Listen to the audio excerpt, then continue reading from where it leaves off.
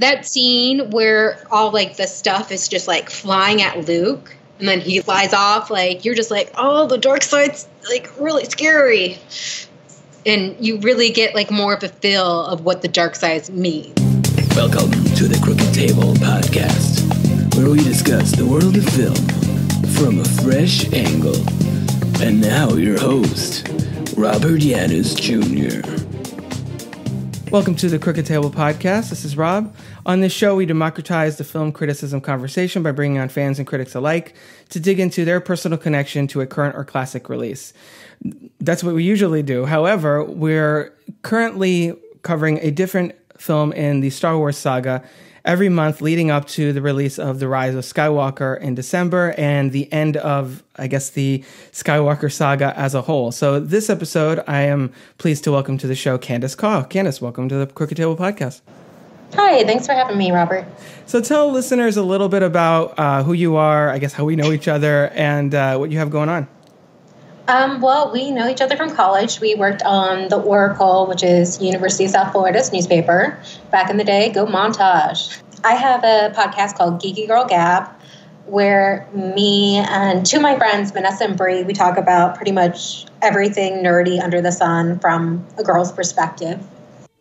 And I think that's good too, because I mean, this is not a revelation by any means, but the podcasting community is like, because that's the big cliche, like a couple of bros just starting a podcast, like white guys holding a podcast, and it's nice to have an alternative. That's definitely why I started it, because I do a lot of like photo editing and I do a lot of like graphic design, so I like to listen to things when I'm doing that because some of it can be pretty repetitive, and I just noticed a lot of it was just a bunch of white dudes talking. Yeah, it's definitely.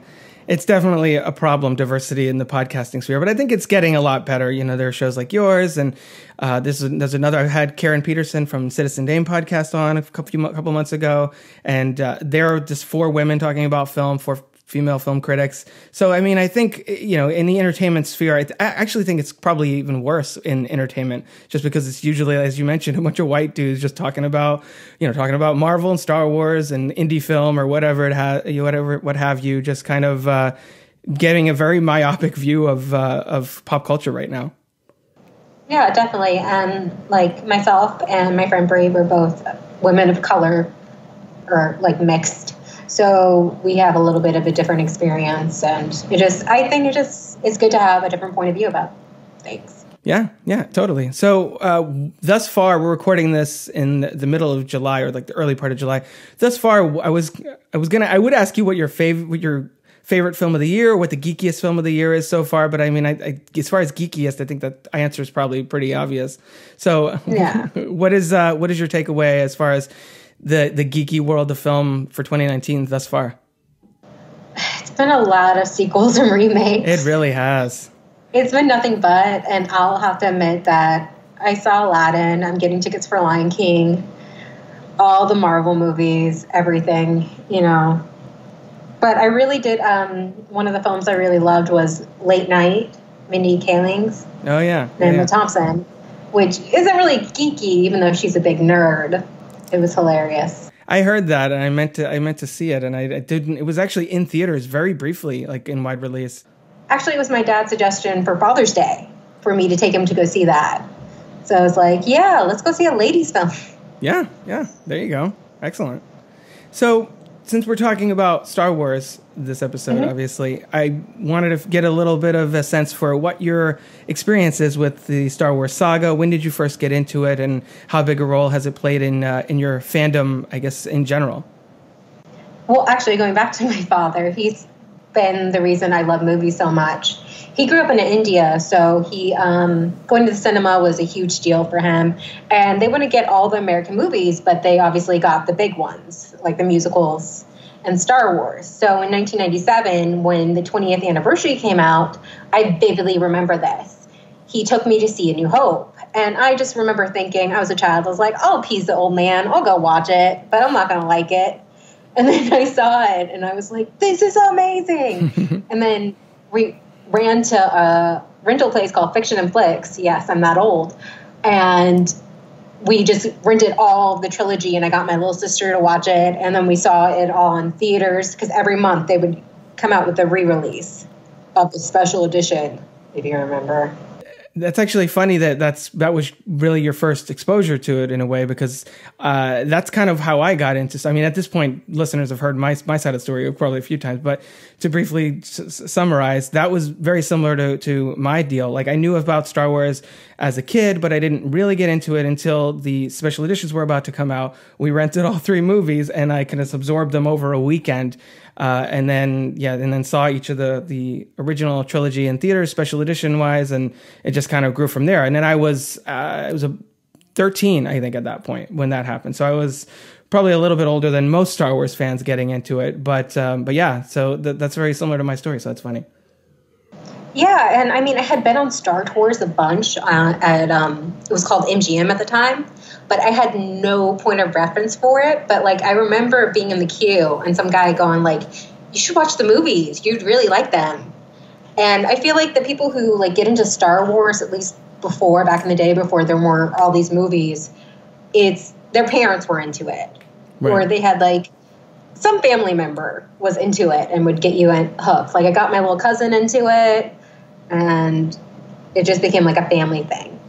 I think that's how it was with comic books and at least superheroes back in the day too, because, you know, when I was growing up, there was basically the Superman movie had come out years before, and then there was Batman, and that's about it. And now at this point, everybody knows who every superhero is, including the Guardians of the Galaxy, Ant-Man. It's kind of crazy. And so Star Wars and Marvel, and really, I guess, Disney have kind of taken over everything. Yeah, it's just common knowledge now. Like, back in the day, I felt very awkward as a girl liking Star Wars a lot. But now there's like freaking CoverGirl Star Wars mascara, which I do own. I will admit to it. I don't even wear mascara that often, but I bought it because it had the Star Wars thing on it. Of course. Getting into Star Wars at that point, what were your thoughts on the prequels and now the sequels, kind of putting it in context, since you got into the original trilogy before all of that came about? I was in middle school when Phantom Menace came out, and I was kind of blinded by my just childhood glee of another Star Wars movie. Right. So I thought it was amazing because I was an idiot as a child. And then I love the Duel of Fates, that lightsaber scene. It was like nothing that you had seen before. So, but then I was in high school when Attack of the Clones came out, and I just remember laughing with my friends while we were watching this, being like, if a boy ever said that to me, I would run away. The way Anakin flirts with Padme. God. And we'll, I mean, that will definitely come up in this episode when we counterpoint the romance in this film with that one. And yeah, I'm just curious, how do you feel about Revenge of the Sith? Now having, gotten caught up in the prequel hype at the time, and now having seen the fact that episodes 1 and 2 at least are severely flawed. I actually did a whole episode on episode 3 where I felt like my guest and I were, I guess, it's kind of defending it, because I feel like so often it gets lumped in with the first two, but I think it's a significantly better movie. Where do you stand on that? Oh, it definitely is, but I feel like might be just because our expectations were so low at that point. Fair. And actually what I really love is, have you watched the Clone Wars saga? I've seen part of the show. I know it's like, 6 seasons at this point. I've seen all of Rebels, though. Okay, I love Rebels, but after watching Clone Wars, it makes me love Revenge of the Sith more, because I feel like Anakin is more sympathetic, and you can understand all the reasons why he's going to the dark side versus, I had a bad dream. Well, Revenge of the Sith also compresses his turn in, it's basically the Cliff Notes version of turning to the dark side. I feel that's why I actually suggested on that episode that it would have almost made more sense for the story of Revenge of the Sith to start in episode 2 and then kind of carry over and have it be more of a two-parter in the vein, I guess, of Infinity War and Endgame, the way that those are two companion pieces, and have it kind of build that way. But too late for that now. Yeah, that's what I assumed was going to happen when I was getting ready to see episode 2. I was like, okay, yeah, he's going to start turning. It's going to start happening, but not really. No, he has a temper tantrum with the sand people, and that's about it. So what about the sequels, just to kind of catch us up through The Force Awakens? I know you don't you have at least, let's say, mixed feelings about The Last Jedi? Yeah, I feel like the pacing is off. And there's some questionable editing choices that just didn't make sense in my head. Mm-hmm. And I don't like that it picks up right after Force Awakens. And then it's that timing again, which is an issue in Empire, but you kind of forget. Like, all this stuff is happening in, like, a few hours. Right. And I was so excited to finally have a main character Asian woman in the live action movie. I was just disappointed with what they did with Rose. That whole casino scene was unnecessary. There was nothing to it. It's definitely a detour in the storytelling. It's basically another element that's kind of introduced. I also like the idea, the concept that they get into there, where the arms, essentially the equivalent of Star Wars arms dealers, are supplying both sides, and kind of the moral ambiguity involved there. But I mean, I understand what you're saying. It is kind of a monkey wrench thrown in the middle of the actual story that's going on. Yeah, but the thing is that there's so many people who didn't like it just because she was a woman, and there's a lot of that. Yeah, I know, like that, and all those too. So I'm like, I kind of have to like it because I'm like, but there were some problems. Right. It's hard because there are different camps of people who reacted to The Last Jedi. There's the people like me who think it's one of the better Star Wars movies and actually really, really love it, even though I understand what you're saying, and it's, that's a legitimate take. There are people like you who, have mixed feelings. You're like, well, this worked, but this didn't, and have a critical, like legitimate critical viewpoint. And then there are like terrible people who hate it because it features like strong women, and because they butchered Luke Skywalker, even though I don't really think they did, but whatever. Just, I guess, Star Wars purists, and then just misogynists and things like that. I guess it's like they all kind of get lumped in together. So that's part of why I think it's interesting at this point, going with Rise of Skywalker coming out, to go back and rewatch all these movies, because I was going to go back and rewatch all the movies anyway. So I was like, well, it makes sense to record conversations about that and just kind of lead up to the Rise of Skywalker with it, and see exactly how JJ is going to tie all this together. So that was my other issue, is that they didn't have this grand plan, which, I mean, I know George Lucas didn't either, really, but it just felt like a round robin story. Like, here's where I left it off at. Now you add something. Yeah. And then the whole thing, like, with Rey's parents was like, oh, they're going to go back to that? You're like, no, you said it was nothing. It doesn't matter. Which I like that her parents weren't like some big part of this galaxy. Right. Well, because part of why I think ending the Skywalker saga is such a smart move is that we've spent almost, what will now be 9 movies with the same family, and there's like galaxies worth of other stories to be told. So I'm hoping that that's going to really open the doors for a lot of interesting new characters and stories to come out of this universe. Definitely. So, but at least we can agree that the film we're going to talk about here is definitely one of the, if not the, I mean, I still think it's probably the best Star Wars movie. And I feel like that is rarely disputed nowadays. It's also, this film actually has some things in common with The Last Jedi in a way, because it is a middle film of a trilogy, because it, from what my cursory research was kind of mixed reviews from critics when it first came out. Like, fans didn't know how to react to it. There was a little bit of a backlash initially, not to the same level. And yeah, this film, The Empire Strikes Back, obviously has some elements of, well, Luke and Leia kissed because they hadn't decided they were going to be brother and sister yet. Some of those, not the lack of franchise planning, but this was also before everything was a franchise. So I agree with you on that point, that when they knew they were going to do episode 7, they should have been like, all right, well, here's the grand plan, and at least kind of you to this vision of where we want the stories to go, rather than, all right, Rian Johnson, good luck, figure out what happens next, and then we'll have Colin Trevorrow, but really J.J. Abrams come in and tie up all the loose ends. So yeah, I just don't like J.J. Abrams' mystery box thing. He's like, the mystery is more important than what's in the box, and I'm like, no, that's not a good story. That's not good writing. This is why people stop watching Lost, JJ. I stuck with Lost. I was actually about to mention Lost. I stuck with Lost till the end, and I was like, I mean, from a character perspective, I like the characters on that show are great, and the performances are great. The story is a mess, and once you get to the end, you're like, oh man, that's it. That's what it was. All right, whatever. It's like about the journey, not the destination. Yeah. I usually finish a TV series, but that one I couldn't. I was like, you're just adding more mysteries, and you're not solving any of these, and I'm tired.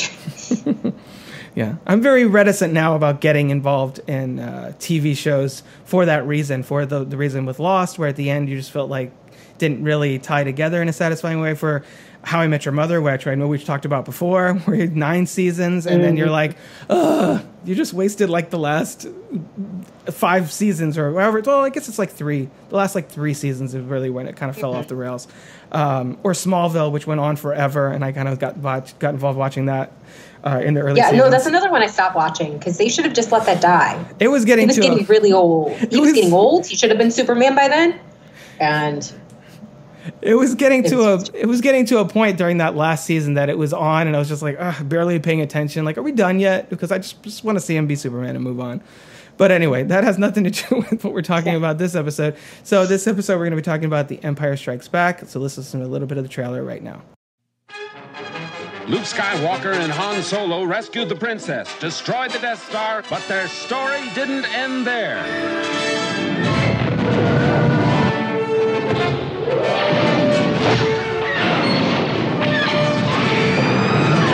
Now, the creators of the biggest smash hit of all time bring you the next episode in the Star Wars saga, The Empire Strikes Back.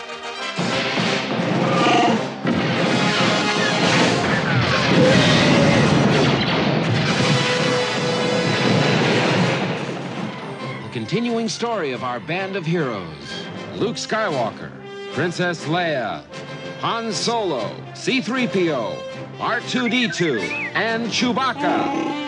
And introducing Lando Calrissian. It's an epic of romance,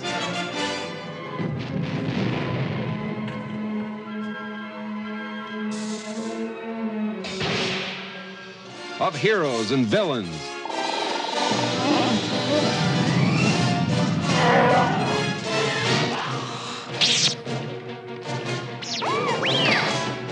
they cross trackless voids to unknown worlds.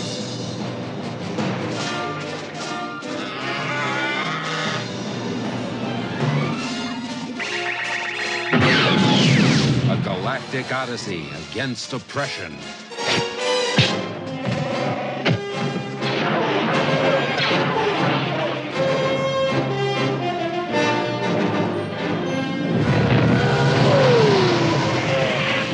Big, new, sprawling space adventure in the Star Wars saga, The Empire Strikes Back.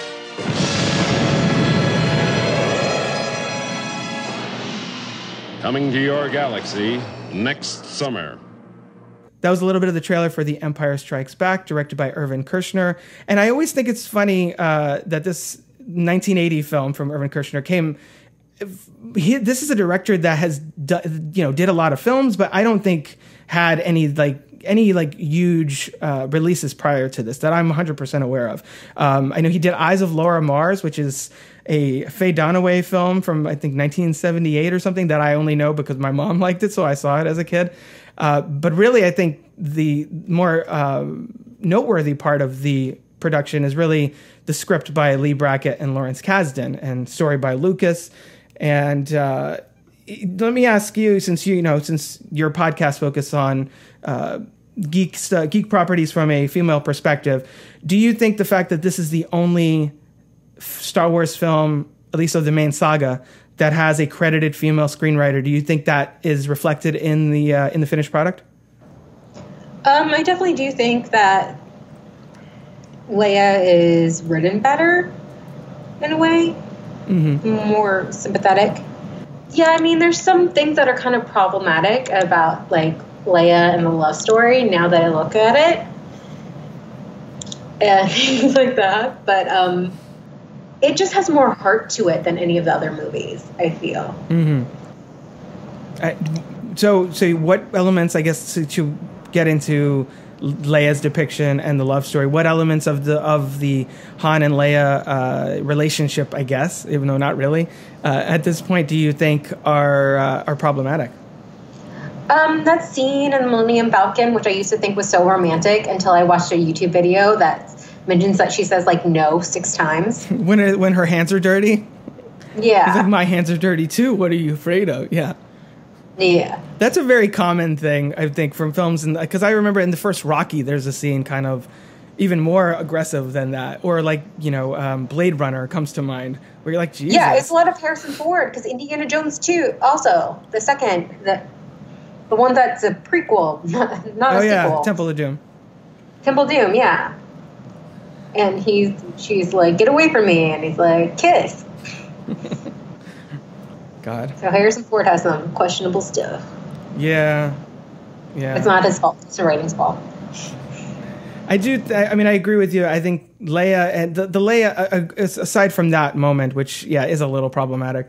A lot of the Han and Leia stuff, you can tell that this is not written by Lucas, I guess, because the dialogue has a certain like crackle to it that most of the other Star Wars movies, especially the ones written by George Lucas, do not have. He's often said, and I've said on this podcast before, that he kind of views these as almost silent movies. So it stands to reason that his dialogue is usually more stilted than not. So I think that's probably the element that you get when Lawrence Kasdan in the mix, because he wrote Raiders and he was involved with Solo and did some work on The Force Awakens. Do you think what do you think is sort of the secret ingredient in this, or not so secret ingredient in this movie, I guess, that helps it stand out? Because this is obviously, as we mentioned, widely considered the best Star Wars movie, one of the best sequels ever made. What do you kind of attribute to that? I think it's also the directing, because, like, again, Lucas doesn't know how to interact with human beings. Just seeing behind-the-scenes things, he's a bit awkward. And I think one of the reasons is that all the characters and the actors, they're just so realistic. Yeah, they're in this sci-fi, actually the past, not the future. But you can see them, you can imagine them in your life. Right. Like, they're real characters, and they're going through things like, and how you think people would react, which I think is really important. It's more character driven than A New Hope and even Return of the Jedi. Yeah, I agree with that. I mean, all these films are very episodic. They're sort of designed that way. They're inspired by serials, so you can usually break them into three very distinctive acts as far as, like, this takes place on Hoth, this is on Dagobah mostly, and this is in Bespin, and the big confrontation scene, and that kind of applies to all the Star Wars movies, I think. And I think in this film, the middle section of the plot especially is Lucas training, and they're just running away from the Empire, and that's pretty much the bulk of the story in this film. It's just there's not much of a plot synopsis really until, I guess, kind of the end. It's just broad strokes kind of to get the story from point A to point B in the trilogy, in a way. Yeah, and I mean, there's that great scene in Hoth, which it's always exciting to see any kind of like battle scenes in bright light, because I feel like a lot of stuff is in the dark, especially back in the day. Mm-hmm. That Walker scene, taking them out with the jumper cable or whatever it was just cool, but it was also cool to see them kind of lose. Yeah, which was new at this point. I mean, you hadn't really seen that in this kind of, I guess, blockbuster filmmaking at that point. And the Battle of Hoth was largely a technical feat because of what you said, because it was done in broad daylight, in the snow with all the white, and so it's hard to hide those matte lines. Actually, I think that's one of the most obvious places that they cleaned up the effects for the special edition. Yeah, and of course they introduced like one of my favorite characters ever, Yoda. Same. I love Yoda in this movie especially. So I guess let's talk about Yoda a little bit. So I think that the John Williams score here is one of probably some of the best in the whole series, and I think a lot of that is owed to not only the Imperial March but especially Yoda's theme, which to me is one of the most powerful bits of music from the whole saga. And you get that moment with him lifting the X-wing out of the swamp, that's one of the most beautiful moments in this film in general. And I don't know, I really love not only Yoda and the way that character is created by Frank Oz, the way he interacts with Luke, but also the version of the Force that he represents. You know what I mean? Like I feel like this film captures and conveys what the Force is supposed to be in a more fascinating and more, I guess, spiritual way than a lot of the other movies. Yeah, and another thing that does better than other movies is Yoda's actual like a puppet. He's physically there, unlike in the prequels where he's just like the CGI goblin. Yeah, exactly. I think that helps Mark Hamill's performance too. I think that would help anybody's performance, having the character kind of there versus like a tennis ball and a stick. But getting like more of the Jedi lore, we only got like a little bit of it from Obi-Wan and A New Hope, and then kind of just going back to Luke's like earnestness and his hero's journey continues. And I think that you mentioned in A New Hope, we get very little of the Force. It's an energy force that binds the galaxy together. And that's pretty much, you don't get a whole lot of, okay, well, but what is it? I feel like Rey being like, oh, you can lift rocks. She doesn't really know what the Force is either. And I think most of the movies have really struggled with how to explore that and develop that concept to the point where we get things like midi-chlorians, which negate some of the more spiritual aspects here, where it's no, you need to feel it, you need to connect with it, and you can there's the shades of Buddhism in there, where you're being one with nature and everything is connected and all of that stuff. And I think it's not really until something like The Last Jedi where they really delve in, like, well, no, what is it? Like, what is the idea of establishing balance in the Force? Like, what does that really mean? And that's a question that I've been asking on all these episodes, talking to people about the different Star Wars films, is that I feel like that's the big question in a way that The Rise of Skywalker has to answer. What does it mean to put the Force into balance? The first trilogy, it basically ends with 2 Jedi and 2 Sith. Is that balance? Or is it at the end when Vader destroys the Emperor and there are no Sith and just 1 Jedi? Like, what is balance exactly? I feel like The Last Jedi brings up the possibility that it's about internal balance between the good, the dark, and the light, where it looks like Rey might end up being something more like a gray Jedi in a way. What are your thoughts on what it means to bring the Force into balance? Well, yeah, like you were saying with the gray Jedi, I always liked that idea. And I think like Qui-Gon Jinn was more of a gray Jedi, because obviously whatever the council didn't work. They weren't able to see a Sith taking over right under their noses. Yeah, it just feels like this in-between is more what they meant. I mean, I always thought, because the prequel's prophecy was like, Anakin will bring balance to the Force. And I thought, after the prequels, oh, okay, well, he killed the Emperor and he ended the dark side, so that must be it. But now that they continue in the movies, it must mean something else. Mm-hmm. It just feels like the galaxy's been flip-flopping back and forth between Jedi in control, Sith in control, Jedi. And then the prequels, I think, really highlight the fact that something that Luke mentions in The Last Jedi, that their arrogance, like they as you said, they let Darth Sidious rise to power, and the dark side clouded everything, and they didn't really handle the situation particularly well either. In a lot of ways, the Jedi and the Sith have similar problems. So it's kind of, again, as Kylo Ren says, let the past die, let's move forward with something new. So I hope that that's what The Rise of Skywalker ultimately ends with. Yeah, and I think Luke discovered that maybe he was trying too hard to be like the Jedi and the Jedi Council and stuff like that, and that might have added to Kylo's turn. Speaking of Luke, what are your thoughts on his training on Dagobah, and the way that in a lot of ways I feel like this film would be completely, like, I could see people watching this film now for the first time thinking that it's incredibly slow paced, because you spend with the hero like an hour of the movie hanging out in the swamp lifting things. And I love that. I think it totally works. And like you said, I love the fact that this film is much more character than plot based. But, what do you make of that take on the film? And is that your favorite like element of this movie? Is it Yoda's training? What subplot, I guess, or relationship are you most drawn to? I think it was definitely the Luke and Yoda. I mean, just building the mythos was what interested me even as a kid, but like also as a kid, I'm like, that puppet's cool, and I like seeing the Force being used. Yeah. I mean, it was just everything. I mean, I love the Han and Leia romance. And then, of course, like the Darth Vader and Luke, them both, like Luke trying to figure out, I don't know. It's just so much. Everything's good in it. I can't.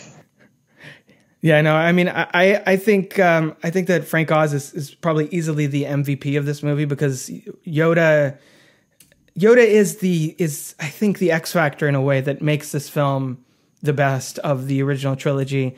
In addition, obviously, the writing is easily the best of the original trilogy, but it's also the most quotable Star Wars film in a way because of the writing. Definitely. Because everything Yoda says has become like integral tenets of what fans consider the Force to be. Things like, and lines like "do or do not," "there is no try," things like that fans are just like spouting constantly to this day, like almost 40 years later. And all of the Han and Leia stuff, the scruffy looking nerf herder, the "I love you, I know," all of that stuff. It's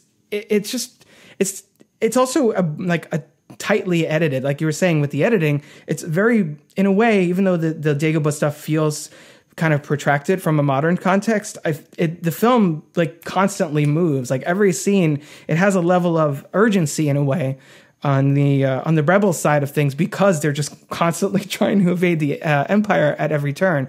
And in that part of the film, we also get the introduction of Boba Fett, and the introduction of, he shows up briefly in the New Hope Special Edition, but I'm not really counting that. And Lando. So what are your thoughts on those two new characters and what they add to the existing tapestry that is Star Wars? I was never really like crazy about Boba Fett like some fanboys were, especially because I saw like Return of the Jedi right afterwards, and then he just like goes out like a wimp. Yeah. From like accidentally, like a little sitcom kind of thing, like his jetpack goes, and so I was like, I'm not really that attached to you. But like Lando, Billy D. Williams, is just so charismatic and charming, and you're like, yeah, you're a scoundrel, but you're a charming scoundrel. I'll believe whatever you say, kind of thing. Right. And I thought Donald Glover did a great job with capturing that too in Solo as well.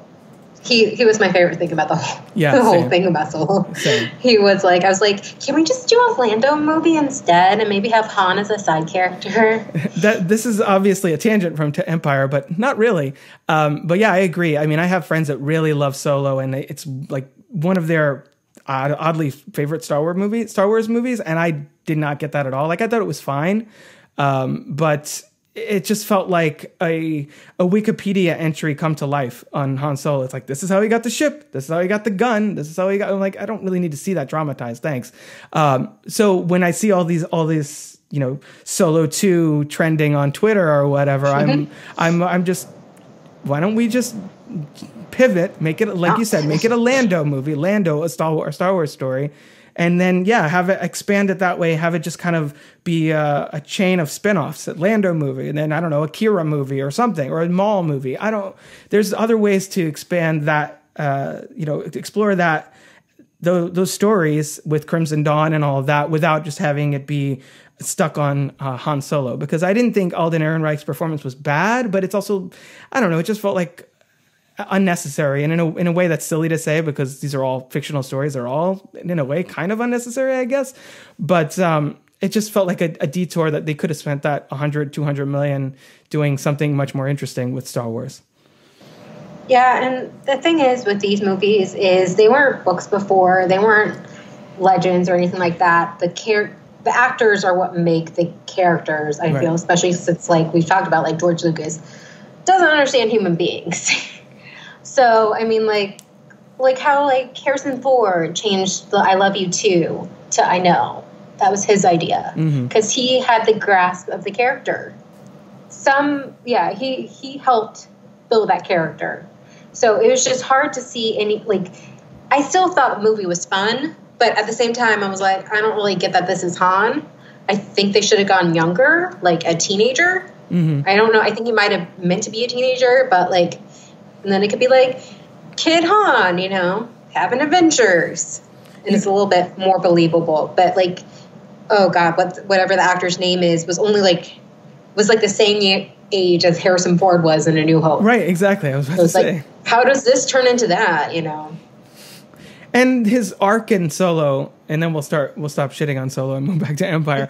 And his arc in Solo is how to be a less selfish person and care about larger causes, which is his arc in A New Hope. So I don't understand what the point of that is. You're not really building that, because you're just like duplicating his story arc from his debut, his debut appearance in the saga, and just moving it over here and just putting it in different circumstances. I don't understand what the point of that was. Yeah, it just felt like a cash grab. Yeah. Yeah. And then I still see at Disney, they're trying to sell Solo magic bands. And I'm like, guys, it's been a year. They're not going to sell.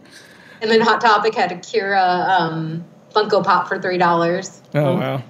Not a bad character. That's the thing. I like the new elements they introduced are, there is something to them. It's just, in a story that we don't know exactly how it plays out, it might have been a little more compelling, is my thing. Yeah. So, we mentioned Han and how the Han and Leia romance, which, by the way, makes their chemistry in this film, which we don't see a lot of. Like, we don't see a lot of the, I guess, development of their feelings for each other. I mean, obviously, there's a spark in A New Hope, but we don't really get a lot of that. It just kind of picks up 3 years later, and he's worked there. They've been working together at the Rebel Alliance and things like that. And their chemistry makes so much more sense now that we know that Carrie Fisher and Harrison Ford hooked up on the set of A New Hope. She went out making sure everyone knew that she had hooked up with a young Harrison Ford, and she is my hero. Yeah, she did. She really did.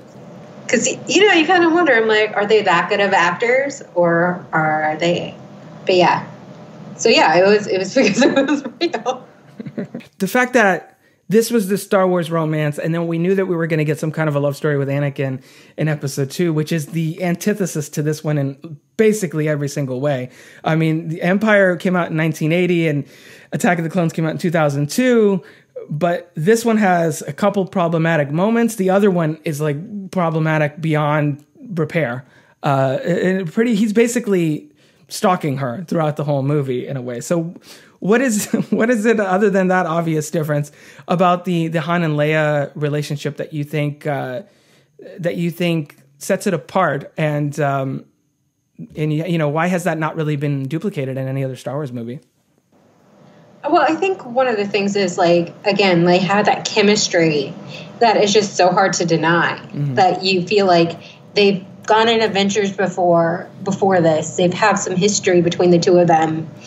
They have nicknames in a way for each other, and it just feels like they do care about each other, just the way they look at each other. So you're able to kind of forgive some of the not so great moments, because you can kind of just fill in the blanks that there's more going on there. It's just this character, especially Han, and Leia too, they both are like these tough characters, but then they have these like tender moments together, and they're just like feelings. And the movie does a lot to establish that they have that history. I mean, there's a lot you can infer, considering the fact that we're now picking up with their I guess courtship sort of midstream. Oh, yeah, they discuss at the beginning of the movie, she's like, oh, I thought you were going to stay on. Because he's a leader of the rebellion now. So they believe in the same cause. And she's obviously really disappointed that he's leaving, even though she says it's just because he's a good leader. And he's like, really? But yeah, they've obviously been through some stuff together. The way that Leia is depicted in the original trilogy, I think, as a leader is also really important, considering that, and this is something that has not obviously not new information, but that the representation for women in the original trilogy is really, really depressing. Oh, it definitely is. I only had one option for Halloween, and it was Leia, and I was like Leia 3 times. unless you want to try and figure out a Mon Mothma costume, that's about it. Yeah. Yeah, and they don't even talk to each other. No. So it's like, Star Wars. Bechdel test. Failing. Yeah, I was going to say Star Wars failing the Bechdel test since 1977. Yeah, and just like, I think it's like Robot Chicken. It's the scene where like Obi-Wan and Luke talk in Return of the Jedi, and he's like, "I have a sister. Leia's my sister." It's like there's only one girl. I think, or maybe this is part of my Star Wars. I did actually to have a Fringe festival. I am Betty Jane Parks. We wrote all 6 of the Star Wars movies in under an hour. We recreated them, and we actually did Empire Strikes Back as sock puppets. Nice. And the majority of it was the Han and Leia part, because then my sock puppets are kind of funny. Yeah.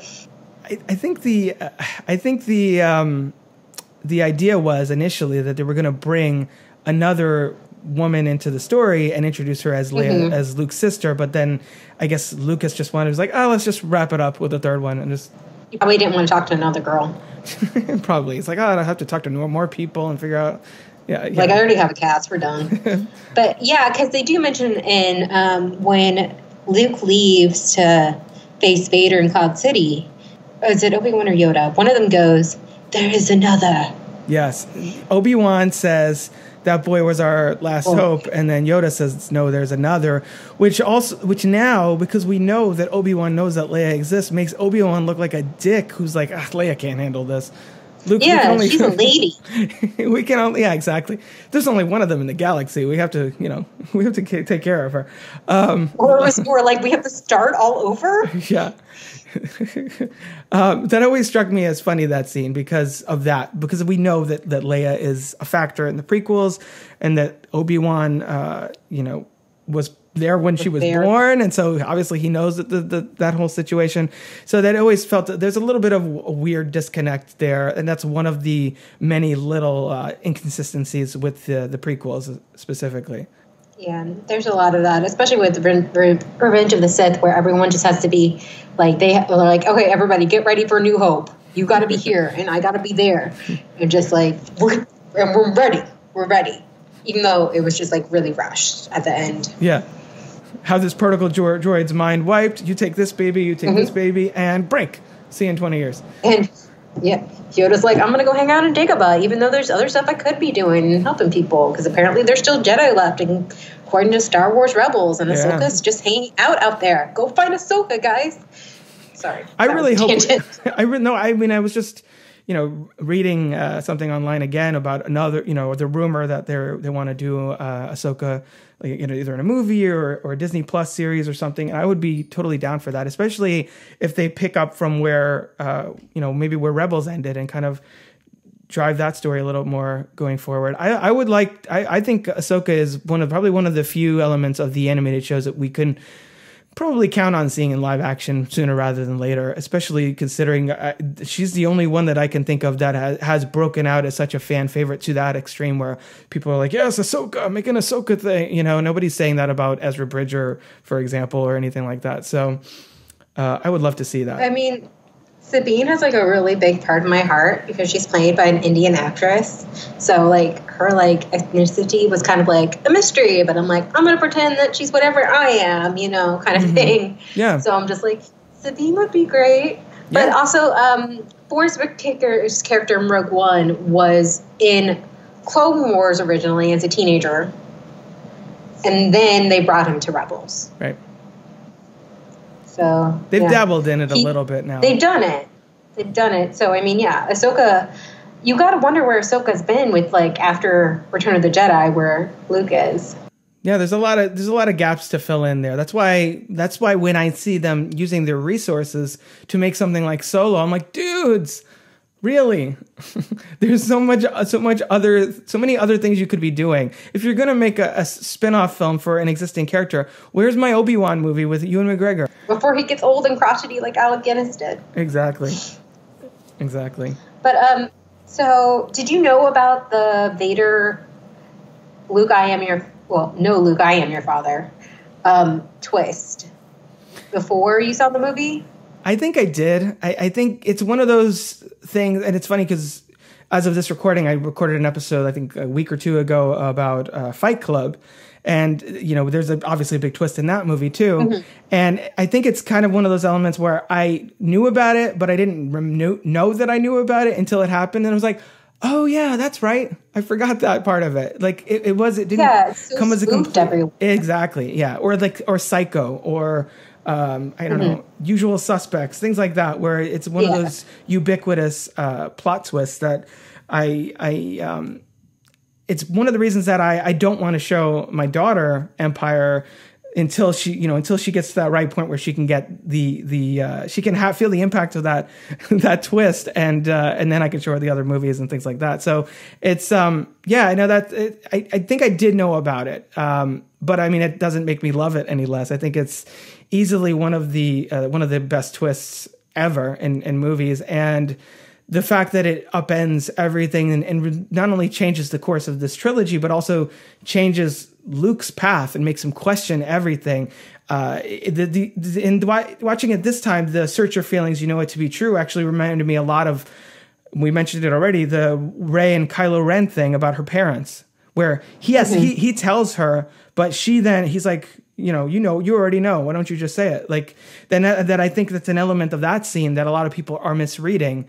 That why would we believe Kylo Ren? He told her, but she confirmed it in herself, that she's like, well, yeah, that is the way it is. She's actually the one that says it. And I think in this scene, part of Luke's reaction is because when he tells him that, he knows he has the Force, so he can feel it. He can feel that that's the truth, which is why he doesn't doubt it in this movie, even though Lucas, obviously, for younger viewers and things like that, confirms it in Return of the Jedi. I think it's Luke's reaction and everything that really sell that moment, and the way that it completely turns the whole story on its head. I also wanted to mention too, Luke asks it a couple times here, so I'm gonna ask it to you. Why didn't Ben tell him? What do you think was Obi-Wan's rationale? Do you think he was sparing Luke from the pain of realizing what his father had become? Do you think it was just shame because he failed his Anakin? Or do you think maybe he was worried that it would inspire Luke to turn down a slightly darker path?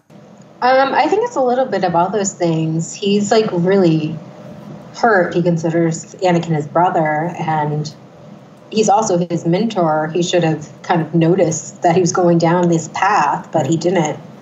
So there's a lot of shame with that. But I mean, Luke grew up without a father. If he heard he had a father somewhere and didn't understand the dark side or anything like that, he'd be like, Daddy Vader, pick me up, kind of thing.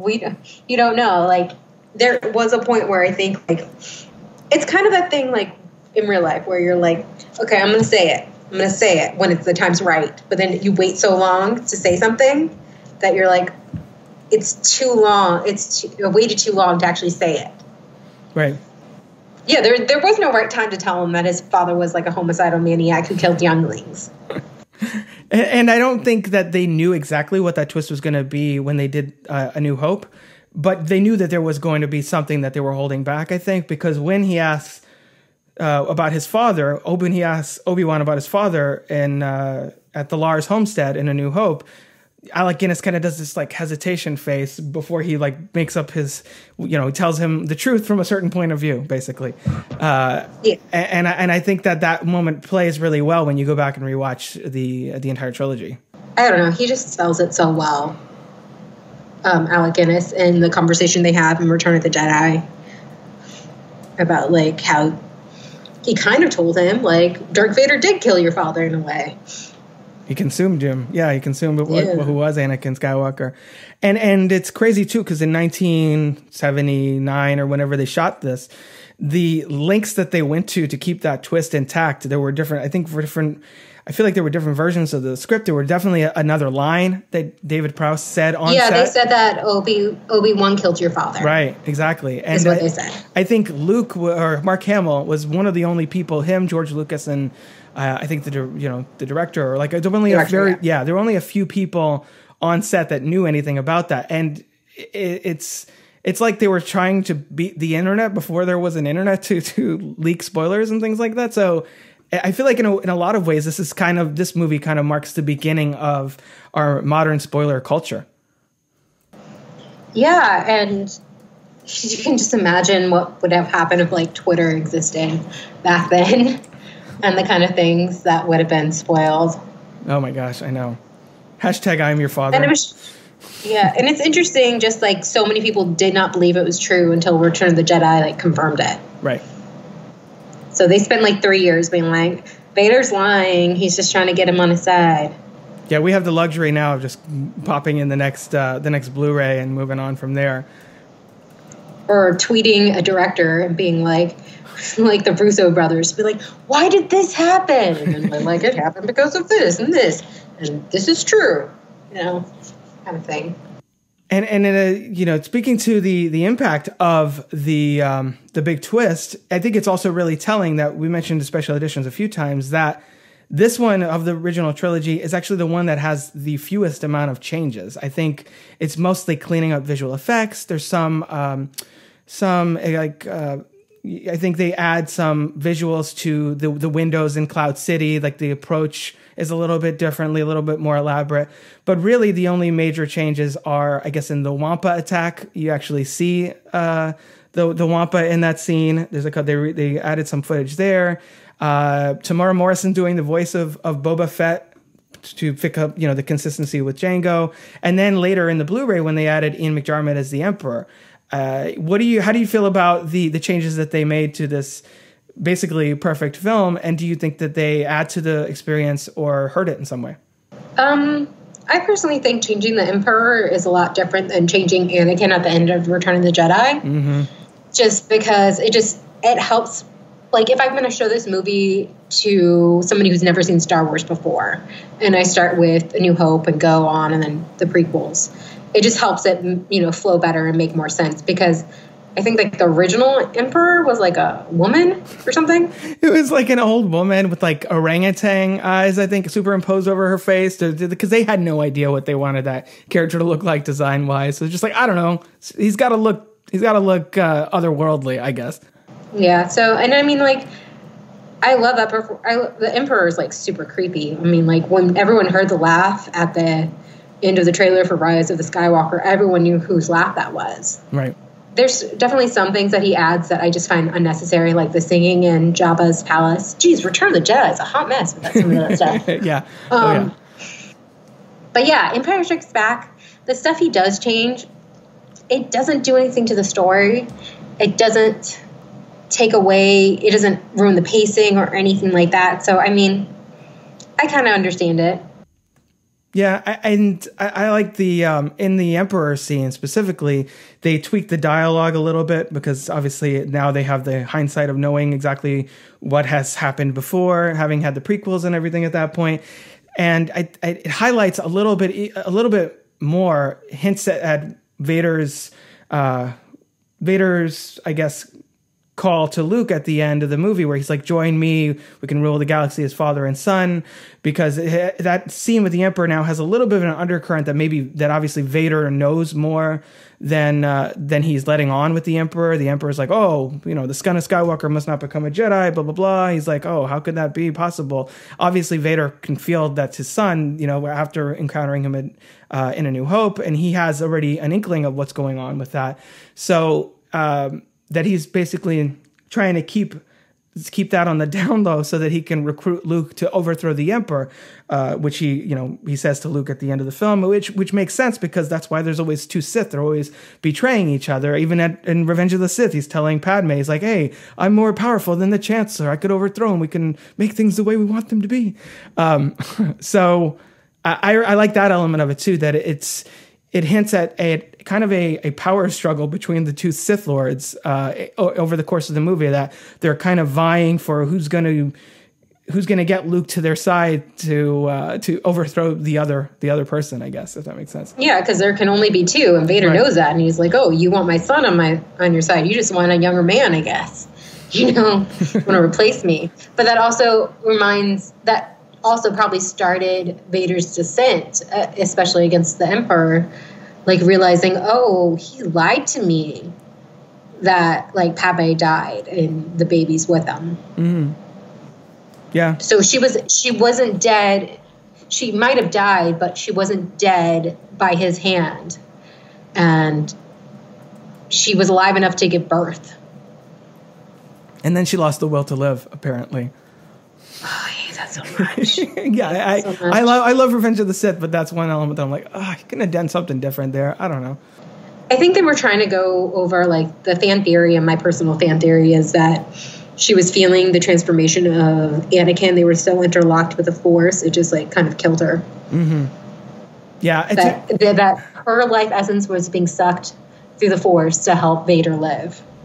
Yeah, or something like that. That was the theory. That's interesting. I can see that. I just rather believe that than because her husband's gone, even though she has 2 babies to take care of, and she's like this powerful politician. She's just going to die instead. Yeah, it's completely inconsistent with who Padme has been depicted as from up to that point, especially how she's, fighting for the Republic and fighting for all this stuff. And now it's all gone to shit. And she's just going to be like, my man left me. I have no purpose anymore. It's really, it's really frustrating from that regard. And I also think it's like saying, screw you, babies.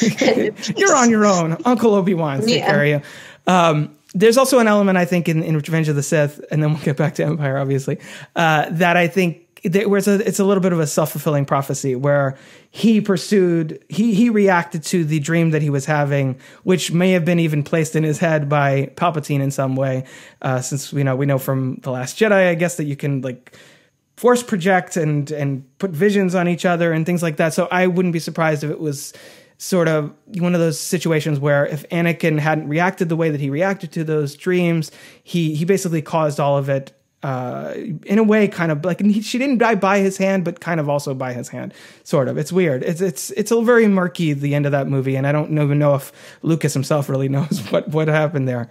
Yeah, and you can also just blame the Jedi. Like, obviously something's going on with your top Jedi. Like, figure it out, guys. Right. He's been married for like 3 years. Yeah, they're not. With the dark side clouds everything, so they're not that good at picking up some of those including things. Their eyes, apparently. Yeah. Oh, yeah. That's true.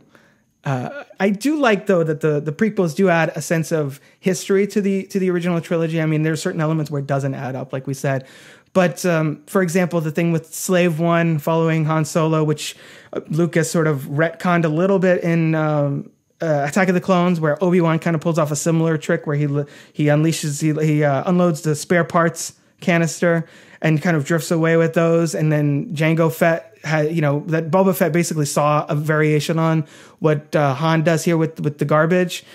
In Attack of the Clones, as a young boy with his father, and it informs his decision here to follow them and how he finds them. Or when Yoda's telling Luke about the Force and tapping into and having visions and old friends long gone. You can kind of picture, I guess, Mace Windu and some of the Jedi that he used to work with. Even things like Luke here has kind of the same attachment issue that his father does, where he throws caution to the wind and goes to pursue his friends. And yeah, maybe he saved Han and Leia, but he didn't really save Han.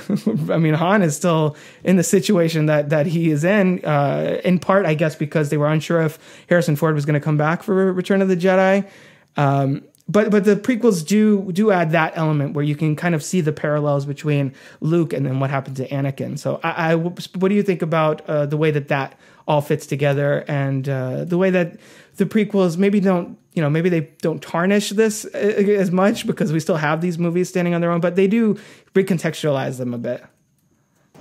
Yeah, it shows like the path that Luke could have gone on. Right. Or even Anakin could have become what Luke was.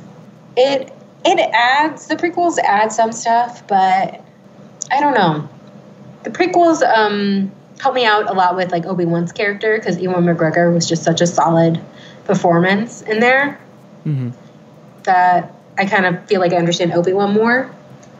And I do appreciate like the Clone Wars, like building the universe out and kind of understanding more about the politics and where the stormtroopers came from and just this kind of stuff. It doesn't help much with Vader. It kind of undermines the mystique of Vader, obviously. That's the kind of, I think, the big sin behind the prequels is that it turned Darth Vader, Dark Lord of the Sith, into Jake Lloyd. Yeah, and I mean, like that scene in Empire Strikes Back, where he's walking through the Hoth, the Rebel base. I don't know why that terrified me. Like, because I was imagining like being in the Millennium Falcon with Han and Leia and just seeing Vader there. Oh my God, I'd be like, shoot him, even though nothing would happen. Like, he was such a menacing presence. Seeing him do that, no, at the end of Revenge of the Sith kind of like takes a little bit of it away. Well, the fact that also in pretty much all of the original trilogy, but I think this movie really keys down on it even more so. He's just going around killing Imperial officers like willy-nilly, like all over the place. Like the turnover for the Empire must be crazy because you have the whole thing with Captain Nita. I think isn't it also this film where he kills somebody and then promotes the other guy like in the same conversation? Yeah. Yeah. So that's a real thing in here too. Vader just has very little patience for failure, and I especially like when he shows up on Bespin, and it's just and there's I think it's what is it? Was it Family Guy that did the Star Wars trilogy, and he's like in there like rehearsing like when he's gonna say the line or whatever, and then they open it and he wasn't ready, and I just like imagining Vader sitting at a dinner table all set up ready to go, and he's like, won't you join us? Like, what are they gonna sit down and have a meal after that point? I don't even understand what the premise is there, but. I like, you know, speaking to what you said about Vader popping up in unexpected places, that made me think of that, and Lando's double cross, and the way that they Leia actually says it's a trap before Admiral Akbar does in the next film, which I also noticed this time. Yeah, that's another thing, like her yelling that to make sure Luke knows and just being like pulled away is like something so realistic and kind of silly that it was like, before in A New Hope, she's like a princess and all this kind of stuff. But yeah, if your friend's walking into like a Sith Lord trap, you're going to scream your lungs out and make sure he knows. A few more things I want to bring up here, and then we'll kind of start winding down. I really loved the design on Cloud City, that whole sequence. Like, it's just really gorgeous. The sunset outside when they try and stop the Slave One from taking off. Han in the Carbonite is still a really kind of a startling image, even now. Let's see what else. I like at the end, Luke gets his hand cut off, obviously, tumbles down the reactor shaft, and contacts Leia. And I wonder now if the plan was always going to be that Leia was going to have some variation of the Force, because this is really the first hint that we get that she can tap into it, because Luke reaches out and she answers basically. Mm-hmm. So do you think that in and of itself shows that she is has Force abilities, or do you think maybe when they made this movie they were unsure that they were going to have them be related, obviously because they kiss towards the beginning of the movie, which is of course one of the funniest things to bring up about the saga, but or do you think that they weren't really thinking that at the time, and maybe just he's able to connect with non-Force users? Yeah, I think I think Yoda says like everyone's connected to the Force in some regards. It's just some people are able to use it. So, and I think like Leia was only one of his friends that he saw, or he probably saw Chewbacca and stuff like that, but he has this strong bond with Leia. Right. I mean, first he calls out for Ben. Ben's not going to help you at that point. He's, as far as we know, Ben's like, I told you. As far as we know, the Force ghosts are, I guess, non-corporeal. Like, I don't think what Ben would really be able to do at that point. But Yoda could create lightning. Apparently, that's true. We don't know. That's true. Well, we'll see what the Rise of Skywalker does with that.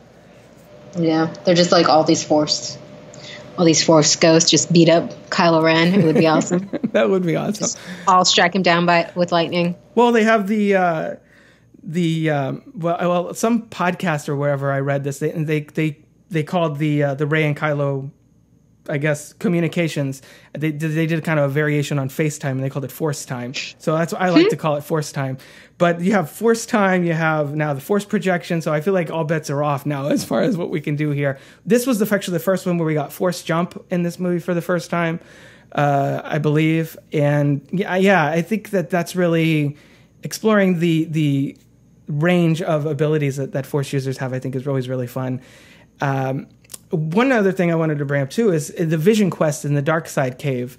I always wondered, and maybe you have your own interpretation of this. Like, how did this place get there? Why is that cave strong in the dark side of the Force? And obviously, the significance is that he could turn out to be like Vader, and that's really driven home later in the film when Vader takes his hand. Which I'd like to think that's just Vader being sentimental and be like, I'm going to turn you into me. First, you got to lose your hand, and then we'll take it from there. Yeah, I think maybe just Yoda chose Dagobah because it's strong with the Force and things like that. So, I mean, there's always balance with the Force. So there's the dark side and light side part of it. The planet probably, maybe, I have no idea. Well, the fact that the Force is inherent in nature, and he goes to a very, very natural planet where there's creatures and plants and like everything kind of. So that I think that's, yeah, I mean, maybe you might be onto something. Maybe it's just bursting with Force energy, and maybe that cloaks him from Vader and Emperor Palpatine a little bit at some level, because at the end of Revenge of the Sith, there's a deleted scene where Yoda takes, he did the scene of Yoda landing on Dagobah, and as far as we know, Palpatine is still searching for Yoda, who kind of pieced out of the Senate chamber when he realized he was not going to be able to take out the Chancellor, or the Emperor, I guess at that point already, on his own. So, yeah, I mean, you might be onto something there. That's probably part of it. I also wanted to point out that I think this is the best use of 3PO in the entire saga. I think in a lot of movies, he's either super underused, which is fine sometimes because he's not really one of my favorite characters, but like in Force Awakens where he shows up briefly and you're like, okay, there you go. That's my appearance. So I'm in all the movies, move on. Or like Attack of the Clones, where they rely too much on him to be spouting off puns and things like that. But the robot theme, the robot factory scene. How perverse! I was repressing that. sorry about that. I didn't mean to. No, I was just reminded. Any sensitive. So yeah, I think they nail him in here as kind of being an obstacle between Han and Leia, and it being sort of the commentator on everything that's going on, and adding even more stakes and adding a little bit of lightness to scenes without overtaking them. So I thought that this is probably the only movie where 3PO is really used in an integral way that doesn't distract from the rest of the story. And I like, too, the way that even in this film, we find out much later in Force Awakens that Han and Leia obviously did get together. They had a child and all of that. But you can see a little bit the sense of how their love would struggle in the long term in this film, where she's devoted to the Rebel Alliance and he's got commitments elsewhere. He's kind of driven, he's a wanderer. He's a nomad by nature. So you can see that in this film already before they even really fall in love and they run out really together. You can see the elements within each character that draws them apart between episodes 6 and 7. Yeah, what is that speed quote that they say, like, relationships that happen in the middle of, like, 10 situations? Never last, yeah. Yeah. So, like, yeah, that was the thing. And, like, Return of the Jedi, you can believe, like, maybe they, like, sat down and talked and maybe had some counseling and, had a bunch of kids and were happy. And then you're like, oh, Force Awakens, that didn't happen. No, exactly. I just imagine that between Return of the Jedi and Force Awakens, after Ben when they were probably, I kind of see them as kind of on again, off again, in very rocky relationships, just because they are so different in a lot of ways. And but that chemistry is there, so it's like, yeah, the canon books I've read, like I think it's Bloodlines. She's always doing her, political stuff, and right. He's, I think he does racing. I don't think it's pod racing, but it's some kind of racing. So he's like helping like underprivileged kids and stuff like that, and he's still like traveling around. So they have a relationship, but like they're not together all the time. Right. Kind of long distance at times. That makes sense. That's honestly the more plausible way that this relationship would pan out long term. So yeah, and Luke has their kid, so it's like, yeah, exactly. Exactly. They got stuff to do. Do you think that this is the best lightsaber battle in the saga? I mean, I know that's it's hard to say because it's like, are we going based on like personal like character beats? Are we going based on the choreography or the music? Or like, so where would you put this as far as the lightsaber battles in the other films of the saga? I have to say that Phantom Menace, the best thing about it, again, is the Duel of Fate scene. They see it, the whole thing with Empire Strikes, the fight between Luke and Vader, is Vader's holding back, you can tell. Like, and then when he doesn't quite hold back as much, Luke gets his butt kicked. Yeah. So, I mean, it's good for, again, the character building, and you see the characterizations in the way they fight, like how Luke draws his lightsaber first. But that just shows how impatient he is, like Obi-Wan and Yoda keep telling him. So it's just all about that characterization. Right. Because, if Vader wanted him dead, he would have been dead. Yeah. That's a good point that you bring up with Luke igniting his saber first. It's, as of this recording, it's funny because today my wife and I, we just showed our daughter The Lion King for the first time, which another James Earl Jones performance there. And he says something, Mufasa says... The what? He's a good father in that. Yeah, I know. It's weird. It's weird. It's using the same skill set in a completely different way. But in that film, Mufasa says something to Simba about how, he's brave when he has to be, but that doesn't mean going and looking for trouble. And I think the fact that Luke does come in lightsaber ablazing just shows the fact that he's just ready to jump right into the fight, not even... using the Force more for attack than for knowledge and defense, kind of ignoring what Yoda told him earlier in the film. So I think that's an interesting detail to bring up. And also when Vader's throwing basically the room at Luke, he doesn't have a Senate chamber like Palpatine did, but the music that's playing with the dun-dun-dun, dun-dun-dun, it's kind of building. It's very similar. I think the same music that's used in Revenge of the Sith at the beginning of Yoda and Palpatine's battle. So. Which again ends with a lot of stuff thrown around. So I think it's always fun to watch these movies now. At least the 6 that Lucas was involved in, and the way that they parallel each other. And I guess he calls them like rhyming, like poems. And even this film with Last Jedi has obviously a lot of earmarks, things that recur, whether it's visual, like with the sand planet, which now I'm blanking on the name of it, and Hoth with the snow and all of that stuff. I think it's really interesting to consider. And yeah, of course, this won Best Visual Effects. It won a Visual Effects Special Achievement Oscar and things like that. So it'll be interesting to see what happens with the Rise of Skywalker. But one thing that I thought of watching this now is that it ends with Han Solo and Carbonite, obviously, and in this big cliffhanger. And of course, there was a book that has now been considered legends. It's not canon anymore.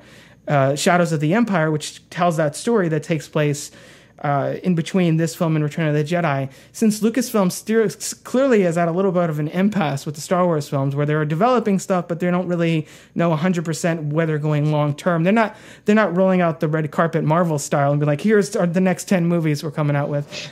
At least not yet. We'll see what happens. Yeah. Do you think that they should consider adapting Shadows of the Empire in some way, shape, or form, whether it's a Disney Plus series or an animated film, or would you like to see them do something with that property?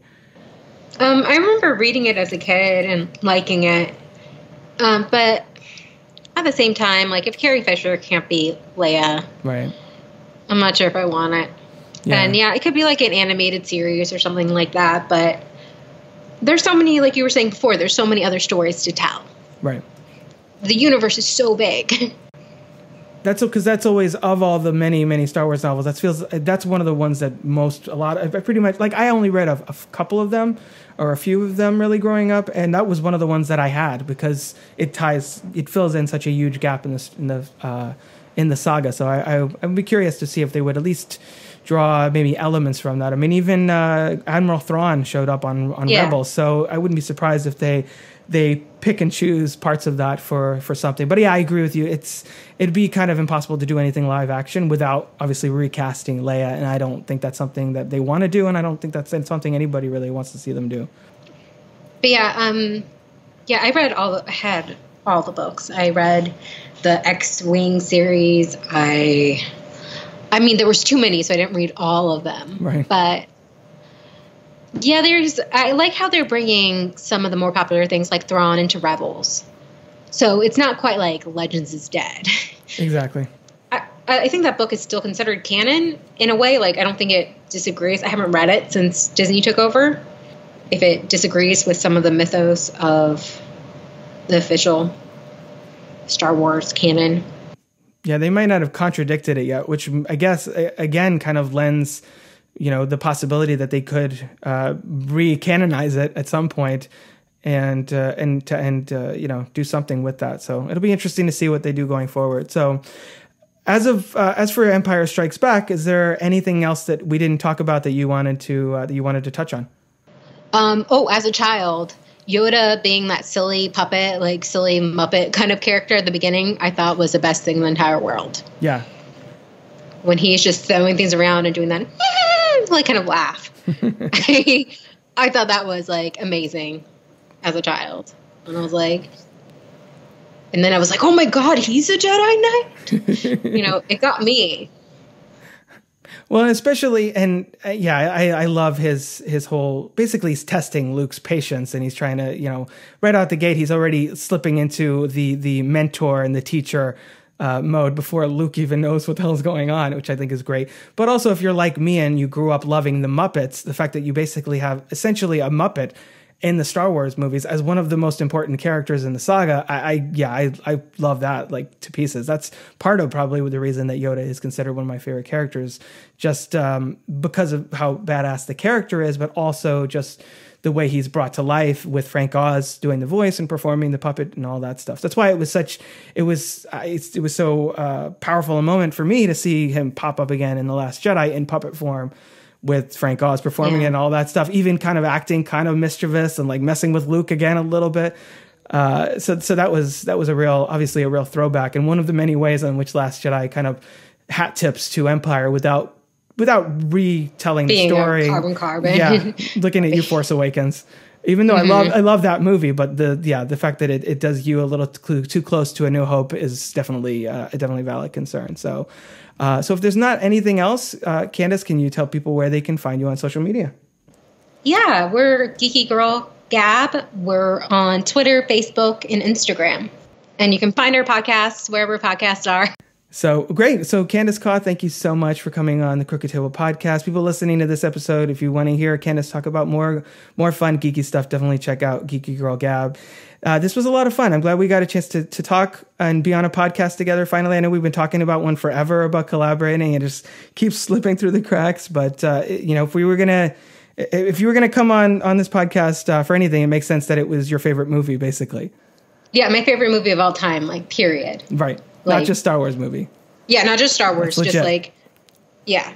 But yeah, I'll definitely have you on Geeky Girl Gab once I figure out my schedule with my co-hosts. Yeah, that's always the thing that's tricky. It's so we do this out of the goodness of our heart and the passion that we have for entertainment and pop culture and stuff.